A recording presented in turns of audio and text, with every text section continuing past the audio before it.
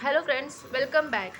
Today we are going to start power plant based on a nuclear energy. Okay, we have already learned about the power plant based on a thermal energy, right? पिछले video में हमने देखा था कि जो thermal energy use करके हम electric energy कैसे प्रोड्यूस किया है. तो now we are going to use here nuclear energy, right? Then in the power plant based on a nuclear energy. ये क्या है? बेस्ड न्यूक्लियर एनर्जी पर बेस्ड है. Also, steam turbine is used to rotate the generator. Okay, यहाँ पे जो steam turbine से जो स्टीम है यूज़ करने वाले टर्बाइन को रोटेट करने के लिए और टर्बाइन जनरेटर को रोटेट करेंगे. सो however here energy released by fission of a nuclei of atom like uranium and plutonium is used to generate a steam of a high temperature and pressure. The energy in the steam rotate the turbine, which in turn drive the generator producing electricity. देखो यहाँ पे जो हम use कर रहे हैं nuclear energy, जो technique है वो सेम ही है, राइट? जो हमारी टेक्निक है वो क्या है? सेम ही है. क्योंकि देखो यहाँ पे हम न्यूक्लियर एनर्जी यूज़ करें, उस थर्मल एनर्जी वहाँ पे यूज़ कर रहे हैं. तो देखो यहाँ पे भी क्या है, जो न्यूक्लियर एनर्जी है, जो न्यूक्लियर फ्यूशन करेंगे न्यूक्लियर का, तो किसका करेंगे? यूरेनियम नहीं तो प्लूटोनियम जैसे एटम का करेंगे, राइट? यहाँ पे जब फ्यूशन हो जाता है तो हमें क्या मिल जाता है? स्टीम मिलती है, जो हाई टेम्परेचर एंड प्रेशर में हम प्रोड्यूस करते हैं, राइट? देन एनर्जी ये क्या हो जाती है? स्टीम रोटेट हो जाता है, क्या? टर्बाइन. ओके, जो स्टीम एनर्जी है उससे टर्बाइन क्या करते हैं? रोटेट करते हैं. ओके, जो टर्बाइन रोटेट हो जाता है तो अपने आप जनरेटर भी रोटेट हो जाता है और हमें क्या मिलती है? इलेक्ट्रिसिटी मिलती है, मतलब इलेक्ट्रिकल एनर्जी मिलती है. तो यहाँ पे फ्लो चार्ट है, देखो. न्यूक्लियर रिएक्शन और reactor for a nuclear fusion. मतलब फ्यूजन जो है, जो न्यूक्लियर रिएक्टर्स मीन्स क्या मिलेंगे? न्यूक्लियर रिएक्टर्स क्या है? देखो, यूरेनियम है, प्लूटोनियम है, जो न्यूक्लियर रिएक्शन करेंगे उसमें, राइट? तो देखो ये क्या हो जाता है? उसको रिएक्शन होने के बाद, उसका फिशन होने के बाद हमें क्या मिलती है? System for steam generation from water. देखो, जो स्टीम जनरेट की जाती है वाटर से वो हमें यहाँ पे मिलती है, राइट? देन स्टीम टर्बाइन, मतलब जो स्टीम है टर्बाइन के ऊपर गिरती है और यहाँ से टर्बाइन रोटेट हो जाता है, right? Then turbine is rotated, then it connected to the generator. ये क्या हो जाता है? कनेक्ट किया जाता है जनरेटर को. तो आपको क्या मिलता है? जनरेटर भी रोटेट मिलता है और उसके बाद हमें इलेक्ट्रिकल एनर्जी मिल जाती है. तो देखो यहाँ पे जो स्टीम टर्बाइन है, यहाँ से देखो system for conversion of steam back into the water. जब मैंने बताया था पहले थर्मल में, जैसे कि steam high pressure and temperature में बनाई रहती है, तो ये टर्बाइन पे गिरने के बाद थोड़ा कूल वार्म वाटर में कन्वर्ट हो जाती है और ये क्या हो जाता है? यहाँ से जो टैंक रहते हैं वो बैक कहाँ पे जाती है? फिर से जहाँ पे स्टीम जनरेशन हो रहा है वहाँ पे क्या हो जाती है? जाती है. तो ये क्या हो जाता है? रिसाइकल और रिवर्स हो जाती है, ठीक है, वाटर यहाँ पे. और जो फ्यूल यूज़ कर रहे हैं हमें न्यूक्लियर फ्यूशन के लिए, वो क्या है? यूरेनियम और प्लूटोनियम है, ठीक है. तो ये क्या हो गया? हमारा फ्लो चार्ट हो गया. जो पावर प्लांट है, न्यूक्लियर पावर प्लांट है, वो ऐसा रहेगा, राइट? फर्स्ट हम फ्यूशन करेंगे, फिर स्टीम जनरेट करेंगे, स्टीम टर्बाइन पे टर्बाइन रोटेट करेगी और फिर जनरेटर रोटेट हो जाएगा और फिर हमें इलेक्ट्रिसिटी मिल जाएगी, राइट? तो देखो आगे क्या हो जाता है? दस here nuclear energy is converted into the thermal energy. देखो यहाँ पे हमें क्या मिल रहा है? जो न्यूक्लियर एनर्जी है फिशन हो जाने के बाद ये कहाँ पे कन्वर्ट हो रही है? थर्मल एनर्जी में कन्वर्ट हो रही है. Thermal energy is converted into kinetic energy. Why kinetic energy? Because steam में कन्वर्ट हो रहा है, तो स्टीम क्या है? काइनेटिक एनर्जी है. तो स्टीम, देखो, kinetic energy of steam is converted into kinetic energy of turbine. देखो ये टर्बाइन पे गिर जाती है स्टीम, ओके, टर्बाइन में कन्वर्ट हो जाते हैं, टर्बाइन पे फ्लो हो जाने के वो क्या हो जाता है? रोटेट हो जाता है. जब रोटेट हो जाता है फाइनली जो टर्बाइन है ये कन्वर्ट किस में हो जाता है? इलेक्ट्रिकल एनर्जी हो जाता है, okay. Then the step by step transformation of energy देखो यहाँ पे दिखाई दे रही है आपको. फर्स्ट न्यूक्लियर एनर्जी है, मतलब यूरेनियम एंड प्लूटोनियम जो यूज़ कर रहे हैं, राइट? जो nuclear energy, then it converted into thermal energy. ये क्या हो जाती है? थर्मल एनर्जी में कन्वर्ट हो जाती है, राइट? देन देखो काइनेटिक एनर्जी इन स्टीम, जो थर्मल एनर्जी हीट होती है वो क्या हो जाती है, काइनेटिक एनर्जी में कन्वर्ट हो जाती है। सो काइनेटिक एनर्जी स्टीम की ही में है, तो स्टीम की किस में हो जाती है, देखो kinetic energy in turbine, turbine में जाती है काइनेटिक एनर्जी और ये कन्वर्ट हो जाती है इलेक्ट्रिकल एनर्जी में। So one form of energy is converted into the another form of energy, right. एक से दूसरे फॉर्म में ये क्या हो जाती है, कन्वर्ट हो जाती है, ठीक है। तो देखो ये फिशन कैसे होता है, राइट। ये जो हमने बोला अभी न्यूक्लियर का फिशन हो जाता है, वहाँ से एनर्जी मिल जाती है, न्यूक्लियर एनर्जी। देखो यहाँ पे है, when neutron is bombarded on atom of uranium 235, it absorb the neutron and convert into the its isotope uranium 236। Okay देखो न्यूट्रॉन्स बम्बार्डेड मतलब एक दूसरे के ऊपर टकरा जाते हैं, जो एटम रहते हैं उसमें जो न्यूट्रॉन रहते हैं आपको पता है, इलेक्ट्रॉन न्यूट्रॉन प्रोटॉन्स, तो उसमें क्या हो जाते हैं, न्यूट्रॉन्स एक दूसरे के ऊपर पटक जाते हैं, एक दूसरे के ऊपर बम्बार्ड हो जाते हैं, तो इसमें क्या हो जाते हैं, एब्सॉर्ब किए जाती है। देखो क्या एब्सॉर्ब किया जाता है, न्यूट्रॉन्स कन्वर्ट हो जाते हैं आइसोटोप्स में, ठीक है। जो यूरेनियम 235 होता है तो उसको कन्वर्ट किया जाता है 236 है यूरेनियम में, तो ये क्या हो जाता है, एक्सटर्नली अनस्टेबल रहता है, convert into the atom of barium and kryptons through a process of fission releasing the neutron and 200 mega MeV energy. Okay तो ये क्या हो जाता है, एनर्जी में कन्वर्ट हो जाता है। The 3 neutrons generated in the process causes a fission of 3 other uranium, then 235 atom releasing more energy. तो देखो जो 3 न्यूट्रॉन्स होते हैं वो जनरेट हो जाते हैं, तो कैसे, process causes of fission of 3 other uranium, जो 3 अदर यूरेनियम एक दूसरे के ऊपर बम्बार्ड हो जाएंगे, एक दूसरे के ऊपर टकरा जाएंगे, तो आपको न्यूट्रॉन्स जनरेट मिलते। तो देखो यहाँ पे 235 था, यहाँ पे 236 है, तो एक कन्वर्ट हो जाएगा, तो यहाँ पे दिया हुआ है देखो 3 न्यूट्रॉन्स हमें मिल जाते हैं, कब, जैसे कि 3 यूरेनियम के जो है एटम्स एक दूसरे के ऊपर बम्बार्ड हो जाते हैं, बट एक दूसरे को टकरा जाते हैं, ठीक है। Okay look at here, the neutron released in this reaction release more energy through fission of more uranium nuclear। देखो यहाँ पे जो एनर्जी मिल रही है आपको कैसी मिल रही है, रिएक्शन हो जाती है, जो बम्बार्डमेंट हो जाता है, जो फिशन हो जाता है, तो आपको क्या मिलती है, एनर्जी मिल जाती है। ओके तो this process of fission of uranium 235 atom continue and it call as the chain reaction. मतलब देखिए ये जो बम्बार्डमेंट है वो जो टकरा जाते हैं, तो ये कंटिन्यूस प्रोसेस रहती है, वो बार बार होती रहती है। मतलब जैसे कि आप एक बाउल में या कोई बर्तन में छोटे छोटे बॉल्स ले रहे हो और एक दूसरे के ऊपर टकरा रहे हो उसको, तो ये प्रोसेस एक बार हिला दोगे तो बार बार ये होती रहती है। सेम वाइज हियर भी क्या हो जाती है, एक बार चालू होगी तो वो चालू ही रहती है, कंटिन्यूस रहती है, तो उसको क्या बोलते हैं, चेन रिएक्शन बोलते हैं। So in nuclear power plant a control chain reaction result in a release of thermal energy. तो क्या हो जाते हैं यहाँ पे, कंट्रोल करने के बाद थर्मल एनर्जी जो मिल जाती है, which is use for the electrical energy generation. Okay ये किसके लिए यूज़ की जाती है, इलेक्ट्रिक एनर्जी जो है जनरेट करने के लिए यूज़ की जाती है।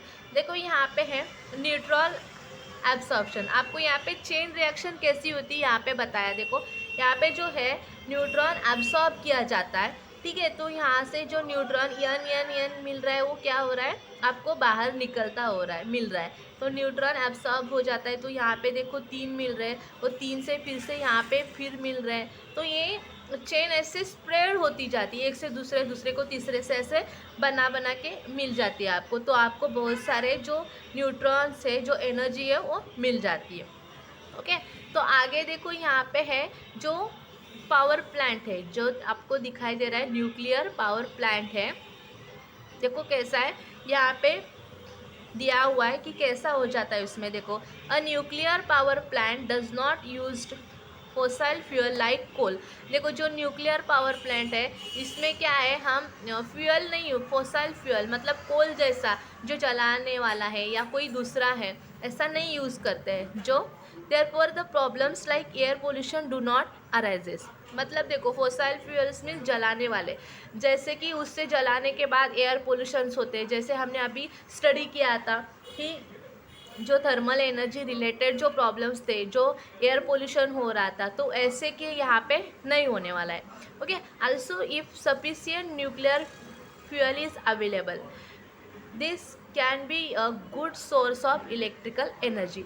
मतलब हम बता रहे थे कि कोल है, ये क्या है, अवेलेबिलिटी उसकी लिमिटेशन से, कोल के अवेलेबिलिटी पर क्या है, लिमिटेशन से वो कम मिल सकता है, आगे जाके हमें वो मिले भी ना, ऐसा भी हो सकता है। तो इसमें क्या है कि हमें सफिशिएंट न्यूक्लियर फ्यूल मिल सकता है, मतलब ये हम अवेलेबल कर सकते हैं। तो ये क्या है, गुड सोर्स ऑफ एनर्जी है। इससे क्या मिल सकती है हमें, ये एनर्जी अच्छे से प्रोड्यूस कर सकते हैं ये यूज़ करके। So however there are few problems associate with nuclear power generation. तो थोड़े ही प्रॉब्लम्स है उसके रिलेटेड। तो ये हमें एक बार बता देती हूँ कि ये कैसे काम करता है या कैसे प्रोसेस होता है। देखो यहाँ पे जो है इसमें क्या हो जाती है, न्यूक्लियर रिएक्शन हो जाती है। क्योंकि ये कंट्रोल पोर्ट्स है। देखो यहाँ पे पंप है, जो यहाँ से जो रेडियम है जो यहाँ पे फिशन हो जाता है यूरेनियम और प्लूटोनियम का, तो यहाँ पे फिशन हो जाता है। जो चेन रिएक्शन हमने स्टडी की तो ये यहाँ पे हो जाती है।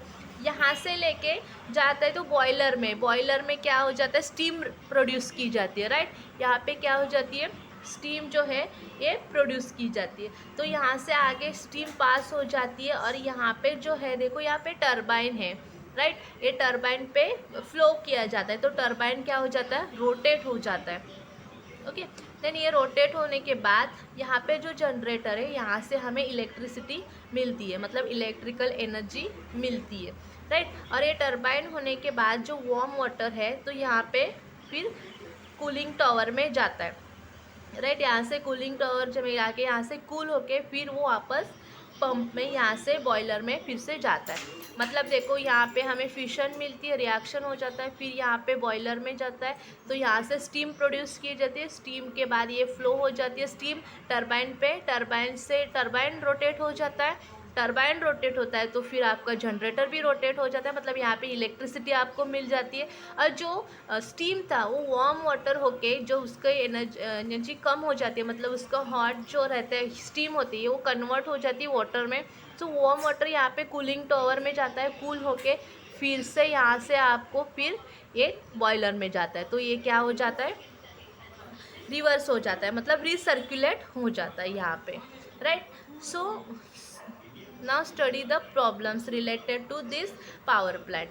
ओके, तो इससे देखो क्या प्रॉब्लम्स हो सकते हैं। The product after fission of nuclear fuel are also radioactive and emit harmful radiation। Okay, देखो जो हम यूज़ कर रहे हैं यूरेनियम जो 235 है, ये इमिशन होने के बाद भी वो एक्टिव रहते हैं, मतलब उसमें जो चेन रिएक्शन है मैंने बोला एक के बाद दूसरा और दूसरे के बाद तीसरा वो बनाते रहते हैं, वो उनका चालू रहता है। तो ये रेडियो एक्टिव जो है इमिट करते हैं, और रेज क्या हो जाते हैं उसमें से इमिट हो जाते हैं, तो ये क्या हो जाते हैं, हार्मफुल रहते हैं। वो जो रेज है रेडिएशंस है वो क्या होते हैं, हार्मफुल रहते हैं। The product are called as a nuclear waste. मतलब देखो एक मेन प्रोडक्ट है, उसके बाद जो बाकी बचा हुआ वेस्ट रहता है, तो इसमें क्या बोलते हैं उसको, न्यूक्लियर वेस्ट बोलते हैं, right. Then how to dispose the nuclear waste safely is a big challenge before the scientist.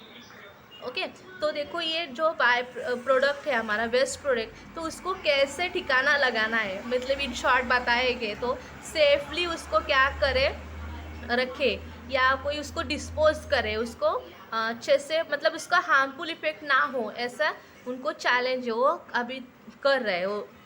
An ancient in nuclear power plant can be very fatal.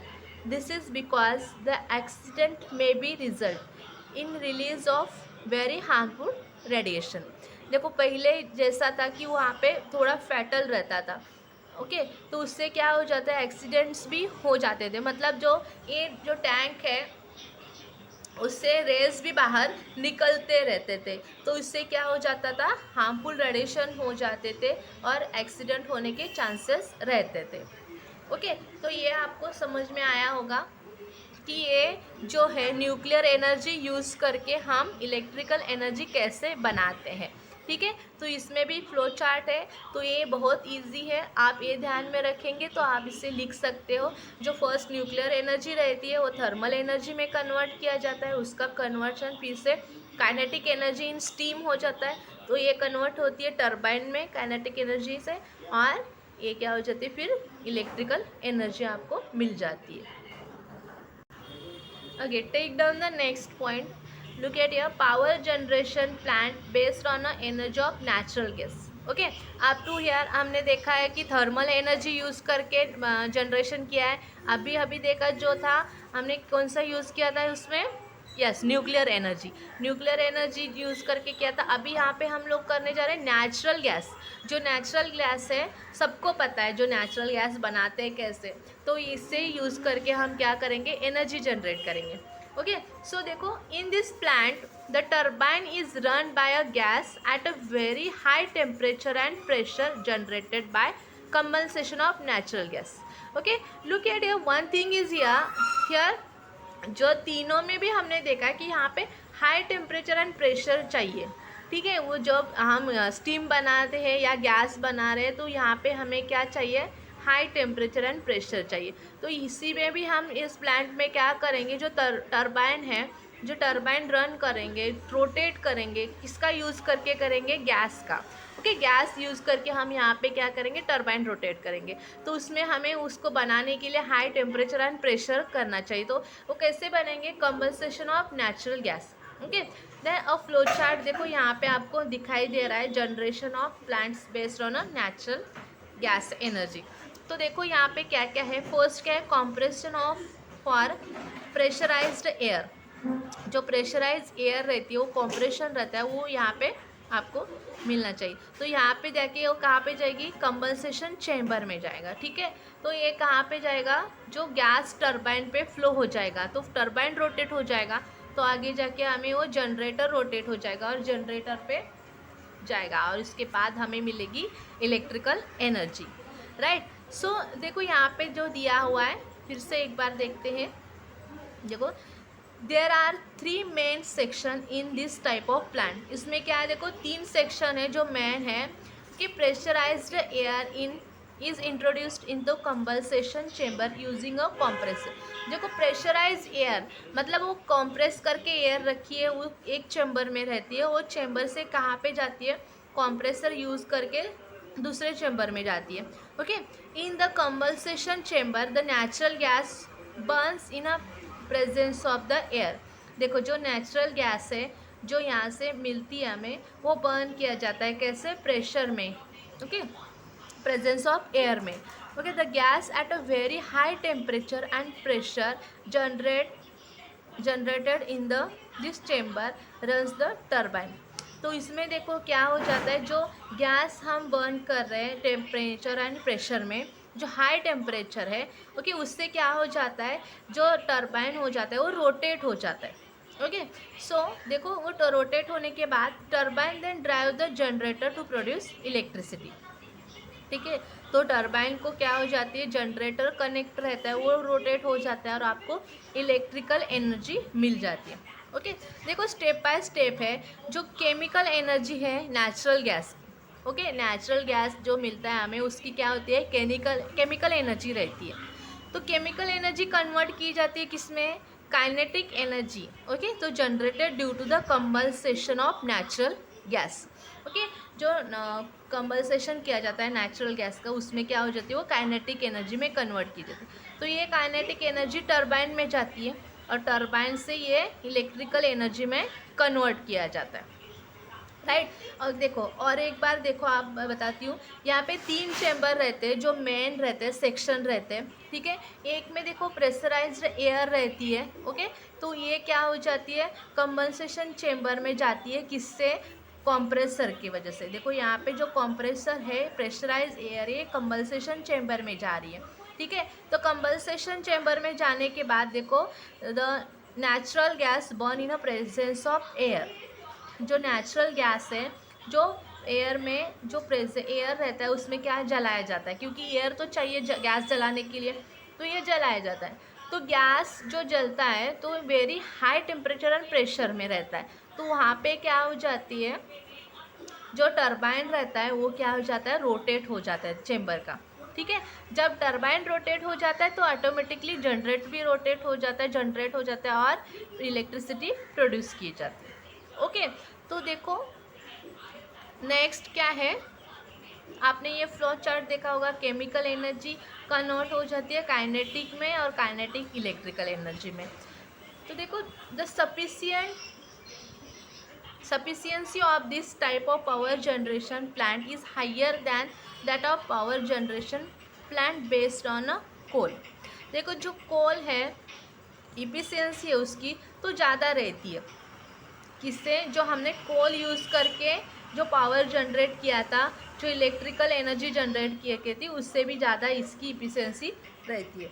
Then more ever since the natural gas does not contain sulphur, burning of natural gas results in a less pollution. जो natural gas रहता है उसमें क्या नहीं होता है content और other things जो हमें एयर में थर्मल एनर्जी के बाद मिला था, थर्मल एनर्जी यूज़ करने के बाद मिला था, तो इसमें क्या है उतने सारे कंटेंट नहीं रहते, सो इससे एयर पोल्यूशन लेस हो सकता है। तो एज़ कंपेयर बोले तो जो एयर पोल्यूशन है इसमें क्या हो जाता है, कम हो जाता है, जो हमने थर्मल एनर्जी जो कोल जला के बनाई थी उससे भी, राइट। तो हम यहाँ पे स्कीमेटिक डायग्राम देख रहे हैं, देखो जो फ्यूल है, ठीक है, यहाँ पे जो स्कीमेटिक डायग्राम है, तो फर्स्ट फ्यूल कंडेंसेशन चेम्बर में जाएगा। फ्यूल मीन्स क्या है, हमारा जो प्रेशराइज्ड एयर है, ओके, तो ये क्या हो जाएगा, कंपनसेशन में जाएगा।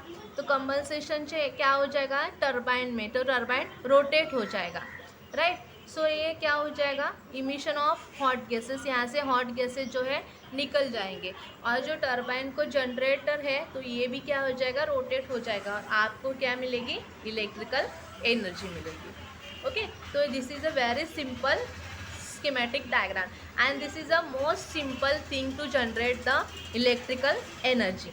okay, then look at here also one box, some natural gases based power plant and their capacity।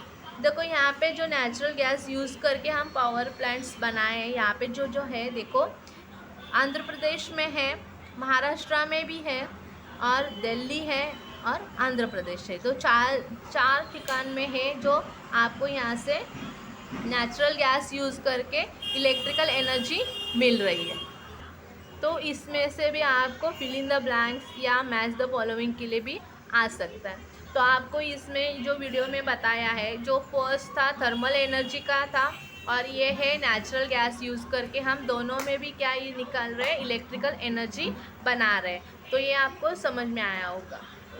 Okay, now we are going to study the electric energy generation and environment। okay, then relation between of the electric energy generation and environments। okay, तो हम अभी देखेंगे कि इसमें से क्या relation है, जो इलेक्ट्रिसिटी जनरेट करते हैं तो इन्वायरमेंट को क्या प्रॉब्लम्स फेस करनी पड़ती है, या कुछ अच्छे बदल हो जाते हैं, कुछ बुरे होते हैं, तो ये हम क्या करेंगे यहाँ पे स्टडी करेंगे। Okay, then electricity generation based on a fossil fuel like coal, natural gas and nuclear fuels like uranium and plutonium are not environmentally friendly। Okay, जो हम इलेक्ट्रिसिटी बनाते हैं, जो फॉसिल फ्यूल्स यूज़ करते हैं, जो कौन से यूज़ किए जाते हैं, जैसे कि कोल किया जाता है, नेचुरल गैसेस होते हैं, न्यूक्लियर्स रहते हैं, जैसे कि यूरेनियम एंड प्लूटोनियम का हम फ्यूजन करते हैं, तो ये क्या है, एनवायरमेंटली फ्रेंडली नहीं है, मतलब इसका एनवायरमेंट को क्या हो जाता है, एडवर्स इफेक्ट हो जाते हैं, वो डिसएडवांटेजेस मिलते हैं।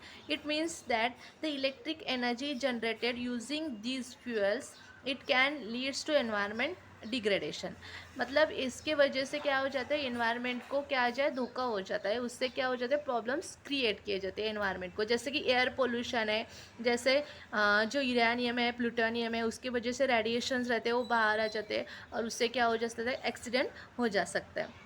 So we are going to study these things. Okay, then first in that we have seen that burning of fossil fuel like coal and natural gas leads to emission of certain gases like soot particles. Okay, this results in air pollution. Okay, we know that when we are going to burn the fuels like coals and natural gases. Okay, जब हम जो कोल है जलाते हैं, burn करते हैं, तो उसमें से क्या निकलता है, गैसेस निकलते हैं और सूट पार्टिकल्स। तो हम पिछले वीडियो में देखा है जैसे कि फ्यूल जलाते हैं तो हमें क्या मिलता है, गैस मिलते हैं जैसे कि कार्बन डाइऑक्साइड, मोनोऑक्साइड्स। सो उससे क्या हो जाते हैं, रेस्पिरेटरी के जो पार्ट्स है उसके ऊपर डाइवर्स इफेक्ट मिलते हैं जो प्रॉब्लम क्रिएट कर सकते हैं। जो सूट पार्टिकल्स है वो रेस्पिरेटरी ट्रैक्स पर अटैक कर सकते हैं। ओके, उससे मेजर हमें प्रॉब्लम्स क्रिएट हो सकते हैं, जैसे incomplete combustion of fuel leads to formation of carbon monoxide. जैसे जो आधा जला हुआ फ्यूल रहता है उससे क्या मिलता है, हमें कार्बन मोनोऑक्साइड मिलता है। जो पूरा नहीं जल जाता है, आधा जल जाता है, तो उससे हमें कार्बन मोनोऑक्साइड मिलता है।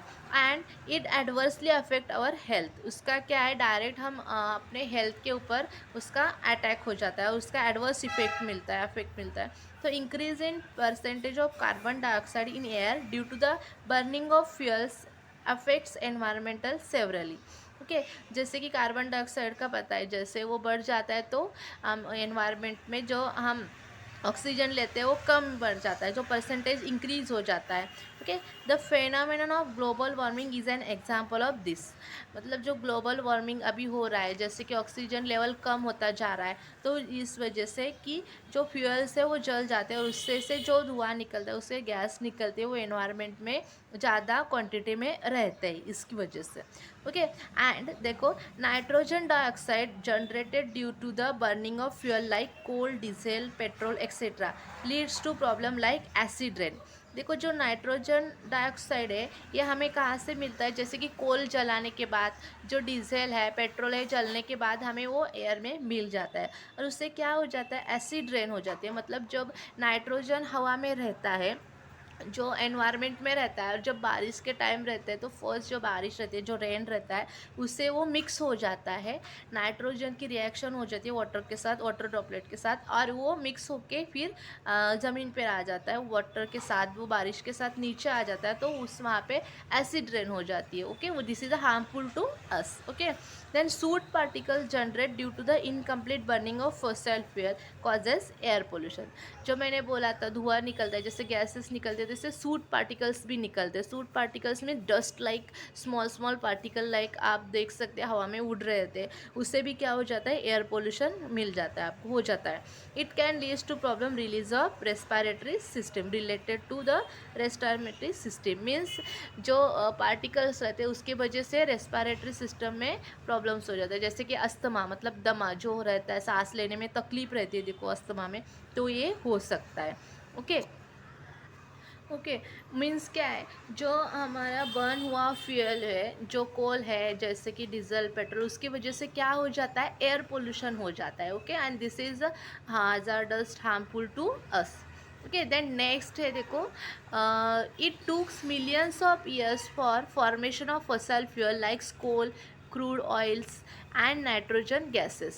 ओके, जो हमें फॉसिल फ्यूल्स मिलते हैं, कोल मिलते हैं, वो कोल तो हमें पता है कि ज़मीन के अंदर से मिल जाता है, क्योंकि उसको बहुत साल लगते हैं, लगभग 100 ये मिलियंस, मतलब मिलियंस ऑफ ईयर्स लगते हैं, ज़्यादा, जितना ज़्यादा टाइम लगता है उसको बनाने के लिए।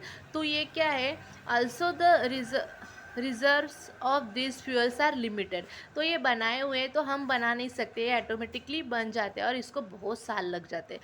तो ये क्या है, लिमिटेड है, उसमें इसकी क्वांटिटी कम है, ज़्यादा नहीं है। So they are going to deplete in a futures. Okay, it is said that with the current speed of use, the coal reserves in the world would last for another about 200 years or so, and the natural gases reserves for about 200 and और 300 years. Okay, ये जो हम ऐसे use कर रहे हैं तो ये ख़त्म होने के चांसेस ज़्यादा है, और उसको और बनने के लिए भी बहुत साल लगते हैं, मतलब 200 या 300 साल तक ये बनने के लिए उसको टाइम लगता है। So it is a and it is not possible to take fuels like coals, मतलब जो कोल है ये यूज़ करके हम ज़्यादा तक नहीं बना सकते, जैसे कि ये क्या है, फ्रेंडली नहीं है, ये ख़त्म हो जाएगा तो हमारा ये प्रोजेक्ट भी मतलब कंप्लीट नहीं हो पाएगा। जैसे देखो, we have also discussed about the problems of the nuclear energy like disposal of nuclear waste and possibility of disaster due to the accident in a nuclear power plant. देखो, अब हमने ये जो न्यूक्लियर एनर्जी यूज़ करके जो electricity generate की है उसके बारे में भी बताया है कि जैसे कि इसके वजह से एक्सीडेंट भी हो सकते हैं, या वो जो चेन है फॉर्म हुई है तो ब्रेक करने के लिए भी बहुत डिफ़िकल्ट है, वो जल्दी ब्रेक नहीं हो पाती है, तो ये एक्सीडेंट भी हो सकता है। तो this is also diverse affect, जिसका भी क्या है, हमें तकलीफ ही होगी। So considering all this point, it can be said that the energy generated from fossil fuel and nuclear fuels are not environmentally friendly। मतलब ये सब हम देख रहे हैं, जैसे कि उसके एडवांटेजेस से ज़्यादा डिसएडवांटेजेस आपको मिल रहे हैं, बताए, तो इसकी वजह से हम उसको एनवायरमेंटली फ्रेंडली नहीं बोल सकते। मतलब एनवायरनमेंट को उससे कोई फ़ायदा, ज़्यादा फ़ायदा नहीं है, ज़्यादातर तो उससे नुकसान ही मिल रहा है, तो ये क्या है, एनवायरमेंटली फ्रेंडली नहीं है। So about the information suggest that we want to environmentally friendly any project, मतलब जो है, जो फ्यूल यूज़ करके हम कर रहे हैं, तो ये छोड़ के दूसरा भी कोई प्रोजेक्ट, मतलब ये होना चाहिए कि जो एनवायरमेंट को ज़्यादा पोल्यूट ना करे। सो तो देखो यहाँ पे जो है येलो लाइन में दिखाया है, towards environment friendly energy towards green energy. मतलब इसका मीनिंग है कि हम जब एनवायरमेंटल फ्रीली एनर्जी, मतलब फ्रेंडली एनर्जी बनाएंगे तो ग्रीन एनर्जी, मतलब एनवायरमेंट को पोल्यूशन से बचा सकते हैं। तो देखो ऐसे कौन से है जो प्रोडक्शन है इलेक्ट्रिसिटी की, इलेक्ट्रिक एनर्जी के, जो एनवायरमेंटली फ्रीली है। Okay, there are other way to electricity production which avoid above problems. जो दूसरे मेथड्स हैं जो उससे हम क्या कर सकते हैं, इलेक्ट्रिसिटी बना सकते हैं, ताकि यहाँ से हमारा वो एयर पोल्यूशन है, वो एक्सीडेंट्स वगैरह है, वो नहीं हो पाएंगे। So electricity generation from water reservoir, wind, sunlight or biofuels etc. The such example of such methods। Okay, मतलब देखो, जैसे कि हम इलेक्ट्रिसिटी जनरेट करना है तो वाटर का भी यूज़ कर सकते हैं, राइट, वाइंड का यूज़ कर, मतलब हवा का यूज़ करते हैं, सनलाइट का यूज़ कर सकते हैं, या बायोफ्यूल्स कौन सा भी यूज़ करके हम ये मेथड यूज़ करके इलेक्ट्रिसिटी जनरेट कर सकते हैं। देखो, इससे कोई हमें एनवायरनमेंट को प्रॉब्लम्स नहीं क्रिएट हो जाएंगे, कोई पोल्यूशन नहीं हो जाएगा, क्योंकि वाइंड का यूज़ करेंगे तो कुछ अलग से वहाँ से नहीं मिलेगा, राइट, जैसे कि जलाया है, कुछ ऐसा किया है तो नहीं होगा। So the energy sources use in such option, that is water reservoir, wind, sunlight, okay, biofuels are never ending. और मेन थिंग इज़ दैट ये कभी ख़त्म नहीं होते, राइट, जैसे कि हवा है, हमारी सनलाइट है, ये कभी ख़त्म हो जाएगा क्या, नहीं, तो ये हम यूज़ कर सकते हैं। Okay, that is are perpetual, ये तो हमें मिलते ही रहते हैं। तो more ever use of this sources do not leads to environmental problem discussed above. मतलब ये जो सोर्सेस हैं हम यूज़ करेंगे तो जो एनवायरनमेंट में प्रॉब्लम्स होने वाले हैं, जैसे कि एयर पोल्यूशन होने वाला है, जैसे कि जैसे सांस लेने में तकलीफ़ हो रही है, दूसरे एसिड रेन जैसे, ऐसे कोई प्रॉब्लम्स इसमें से नहीं मिलने वाले। तो therefore electricity generation through this sources can be called as environmental friendly.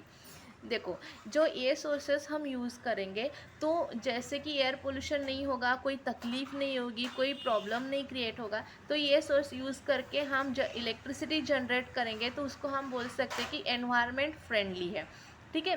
Then we can also call the energy generated by this process are green energy, as a green energy.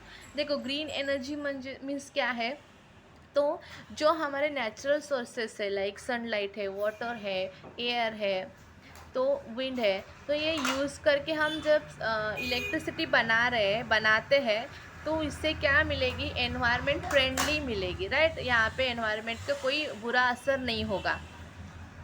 Okay, so we can call that process is a green energy. Okay, तो उसको क्या बोलेंगे हम? Green energy बोल सकते हैं. So looking at this problem, the electricity generation using fuel like coal, natural gas and nuclear fuels. Okay, the world is now heading towards environment friendly energy, that is a green energy.